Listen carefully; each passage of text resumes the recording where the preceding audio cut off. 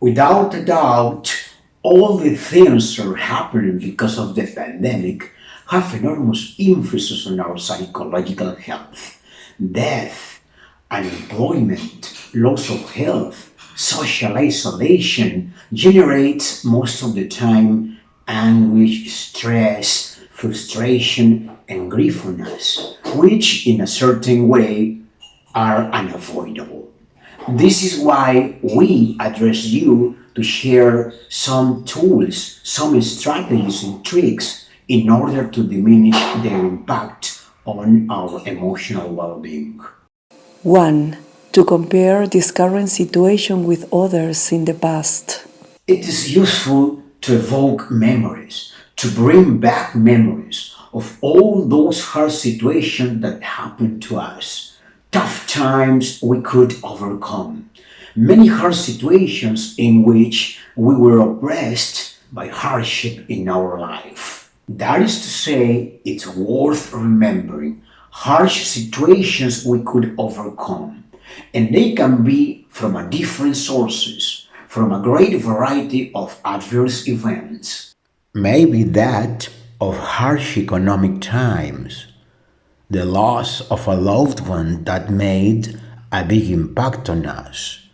It can be the time you lost your job, or maybe the time you were seriously ill and were in a hospital bed for a long time. In brief, different hard situations that we could overcome before.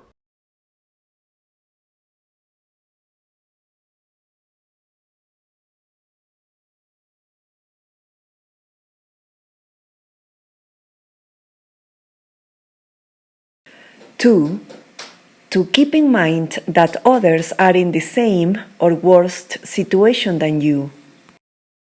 The first thing to realize is that most of us are sitting in the same position. This kind of thought is useful. It helps us deal with the pain and the hardship caused by many different adverse events. A good example could be to realize that we are not the only ones who have lost our job, or that we are not the only ones who have lost a loved one. Reduce hopelessness and frustration. This, in some way, represents a consolation that helps a lot. It, in a certain way, becomes a psychological resource, a useful tool. 3. To consider the good things that are happening around this pandemic. A kind of alleviation we can get from the good things people are doing around this pandemic. These views let us know that the world where we live in can be better. To see, for instance, young volunteers taking food and medications to nursing homes. Another case of good action could be the generosity of the infront neighbor who is helping needy people by giving them food and clothes. Considering that this view is helpful, a local media in Peru broadcast on TV a short section called "Among the Crisis, there are good news to share."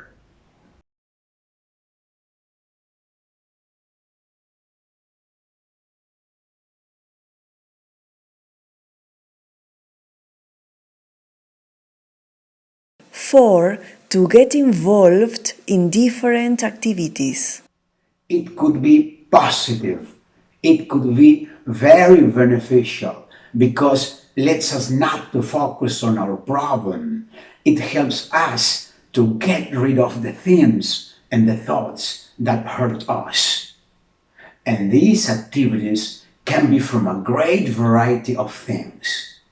A good way would be to get involved in certain backlog activities, those ones who were incomplete, those ones that for any reason you didn't finish. Perhaps start getting involved in physical exercise regularly. Maybe in the song you could not know its lyrics fully. It could be the dessert that grandma used to make delicious and you could not make it well despite your multiple attempts. Or it could be the time you can improve your chess skills. Or whatever. In brief, all of them can alleviate us. At this point, I would like to emphasize how beneficial are the physical exercises on our emotional well being. I remark on the emotional well being because for always physical exercises have been associated with physical well being. It is argued that this practice helps us control our weight, preventing obesity, reduce the risk of heart diseases, strengthen bones and muscles, and other benefits, which, of course, it's true. However, research shows that the benefits of physical exercises go beyond the physical well being. They have also enormous positive impact on our emotional health. By them, we can reduce feelings of depression, anxious and stress, enhance our mood and overall emotional well-being. How well would be to hear people saying, I started doing physical exercises regularly since the time of that pandemic.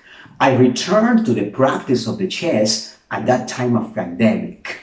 I got in touch with old friends since that time of that pandemic. And now we are more united and closer than ever before. And along, etc. 5.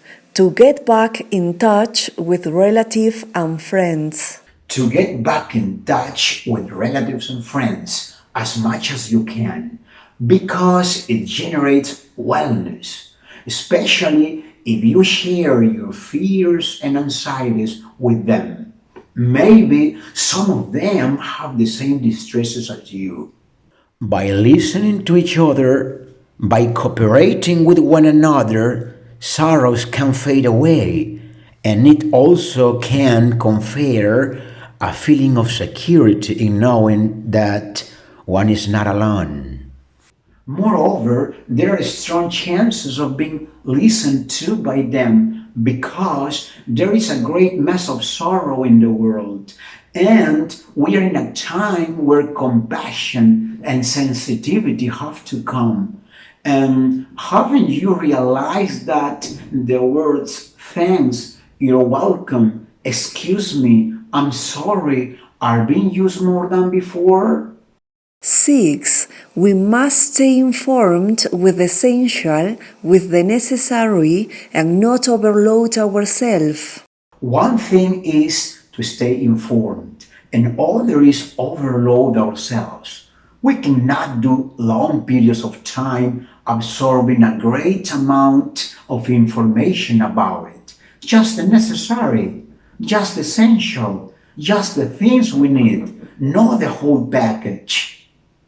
And get it from reliable and accurate sources. Remember that the longer you overload, the deeper the anguish and fear. A clear example to show this is true could be to tell a personal experience watching a TV channel, the one where we can get immerse ourselves in compelling true crime stories. I realized that the longer I got involved in its programming, the more the sensation of being fearful and paranoid. 7. Be empathetic when human life losses occurs. Consider that the pain and suffering of others are not external to you. As far as possible, express your condolences, even more so when they are people close to you. However, try to use proper words at the time you express them. If you don't, maybe you cause annoyance and discomfort despite your goodwill. It is possible that certain popular expressions, such as Do not cry, he's in the kingdom of God. Calm down, don't cry anymore, life goes on. Calm down, death comes to all of us. May not lead to alleviate the suffering, but all the contrary.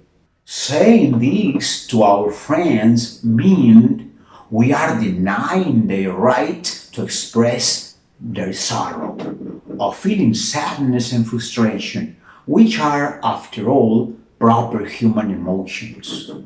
Remember that you can shed tears because she has gone, or you can smile because she has lived. And remember also that pain that doesn't vent with tears can cause other organs that cry. Frankly, I think that in this desolation and defenselessness, words lost their primary function, which is to communicate and link human beings together. I consider that silence is more eloquent at the time people lose their loved ones. Let's practice it. Let's consider it.